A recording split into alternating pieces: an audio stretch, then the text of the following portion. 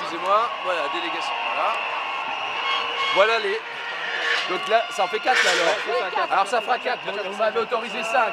Vous m'avez autorisé 5, donc 4 c'est parfait. Ok, allez-y. Merci, bonjour. Bonjour. Bonjour.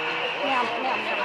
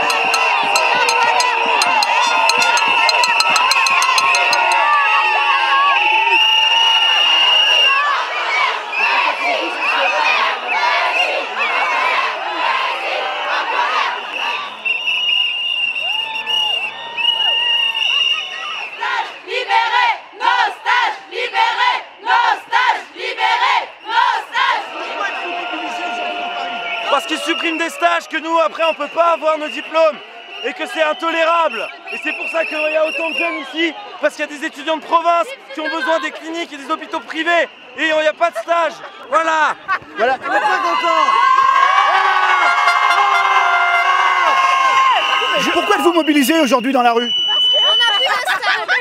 Alors pourquoi? Expliquez-nous, les gens ne le savent peut-être pas, pourquoi vous n'avez plus de stage? Parce que les établissements privés nous refusent l'accès au stage.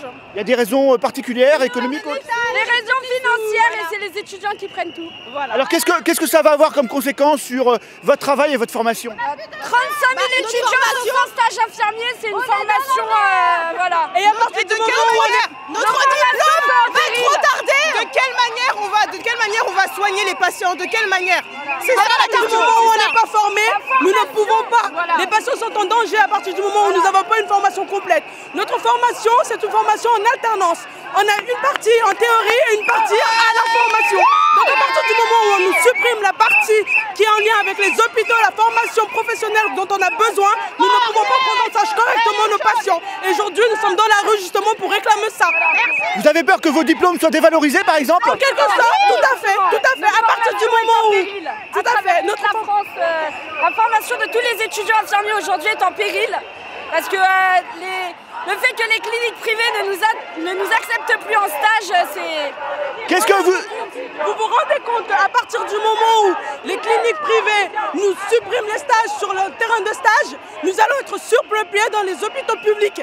Donc à partir du moment où nous sommes surpeuplés, forcément, nous ne pouvons pas avoir une formation de bonne qualité. Les personnels en service ont besoin de temps pour nous apprendre des choses, pour qu'on comprenne des choses. Donc aujourd'hui, on a besoin de places dans les hôpitaux privés, dans les cliniques privées. Donc rendez-nous nos stages. Mais alors, pourquoi supprimer les stages? Parce que le stage, par définition, ça ne coûte pas cher à l'entreprise, pas cher au privé. Alors, pourquoi... Allez leur expliquer, les étudiants qui prennent tout. allez leur expliquer ça, justement. Eux, ils voient que les questions financières. Nous, on n'y est pour rien, on n'a rien demandé. Nous, on est là aujourd'hui.